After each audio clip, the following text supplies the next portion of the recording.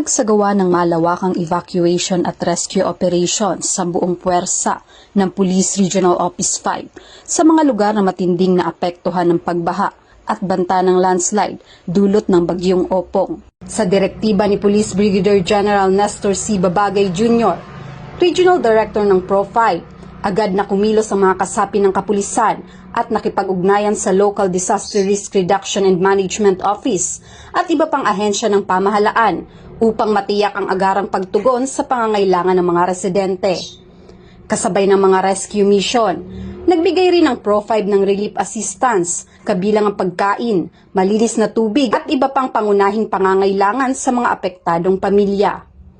Patuloy rin na nagsasagawa ng monitoring sa mga evacuation centers ang mga kapulisan upang tiyakin ang kaligtasan, seguridad at kapakanan ng mga evacuees, pati na rin ang pagpapanatili ng kapayapaan at kaayusan.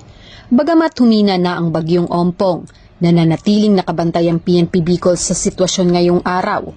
Patuloy ang masusing monitoring at koordinasyon ng kapulisan sa iba't ibang lugar sa rehiyon upang tiyakin na ligtas ang bawat mamamayan at agarang matutugunan ang anumang insidente o suliraning dulot ng bagyo.